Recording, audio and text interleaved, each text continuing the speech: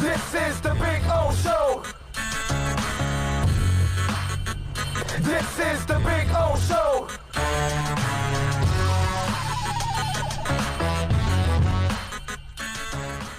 We got something really, really interesting. Things that have developed locally.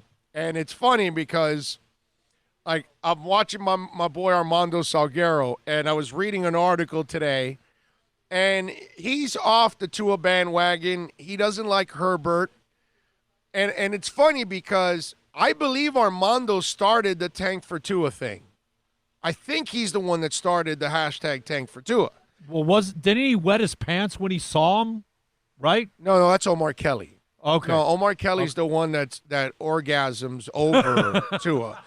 Omar Kelly's the one that's sexually aroused by Tua. But Armando's the one that started, I believe, the Tank for Tua stuff.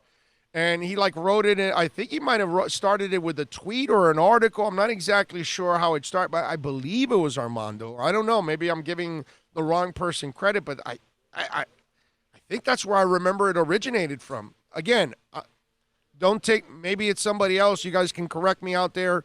I might be wrong. But it's funny how we have changed our opinion of Tua. Not all of us.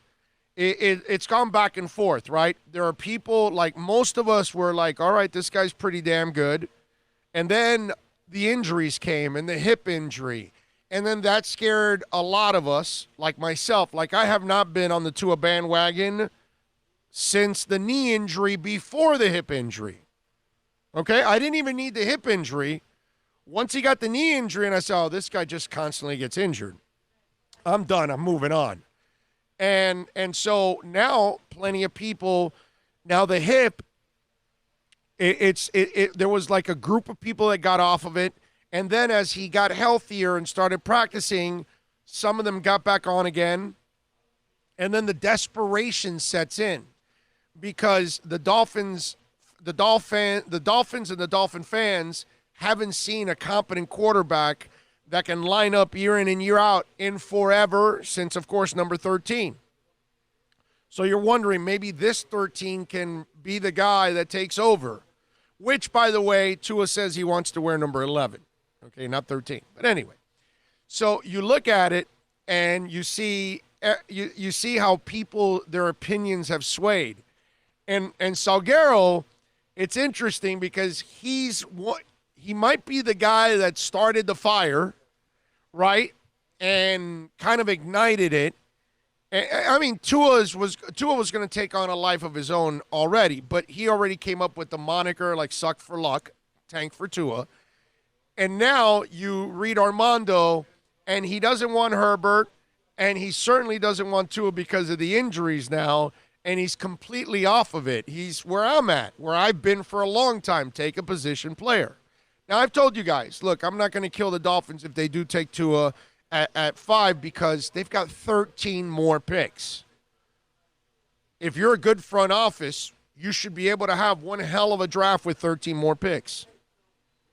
That the fit, like I told you, that you can roll the dice, even though I think it's going to be a mess, because I know the kid can play. I know he's phenomenal. I love the kid, but I know he can't stay healthy. Some people are just like that, dude. You can't do anything about it. You can't change Sam Bradford. His body says, I cannot put up with the pounding of the NFL. My body probably wouldn't be able to. Like most people, it takes a freakish skill to be able to stay healthy. You know what I'm saying? So that's where this whole thing takes on a life of its own.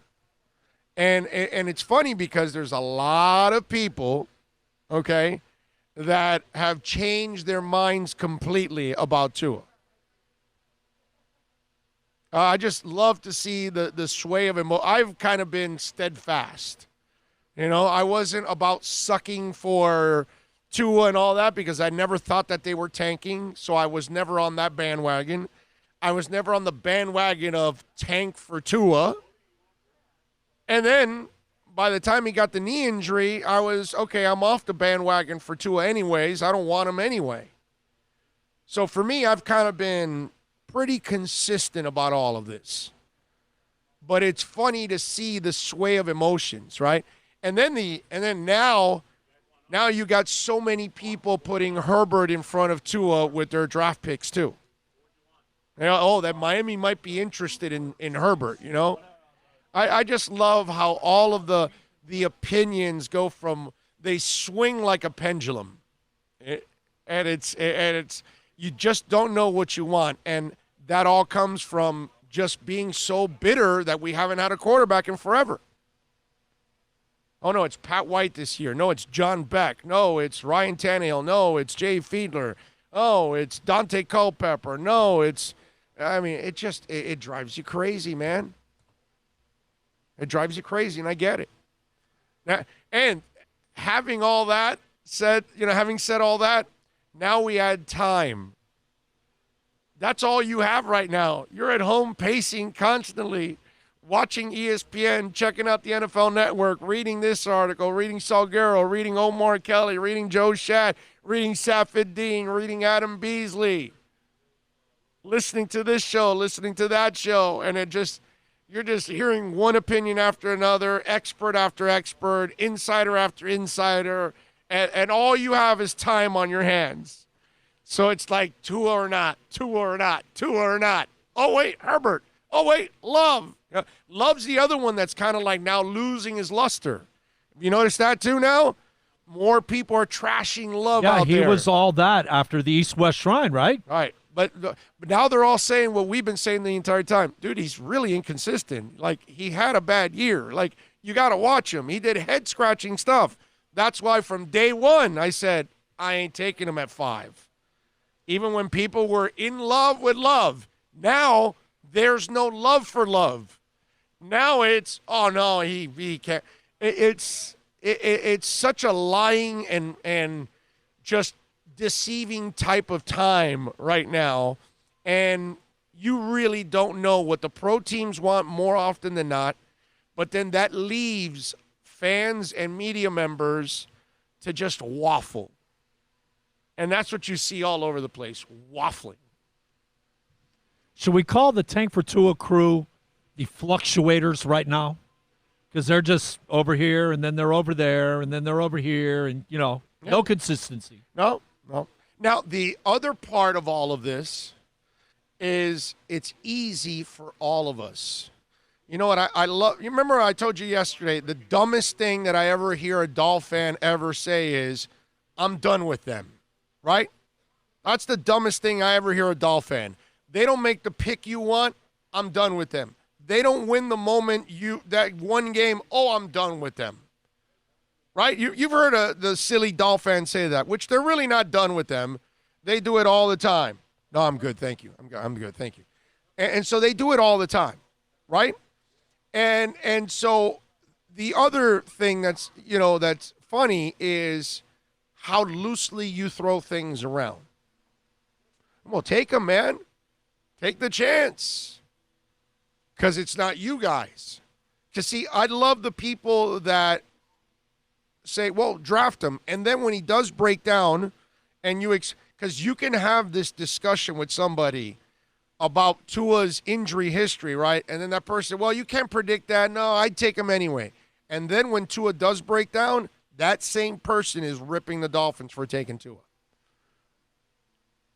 And it's really easy to just say, well, waste the 5th pick on a very injured player.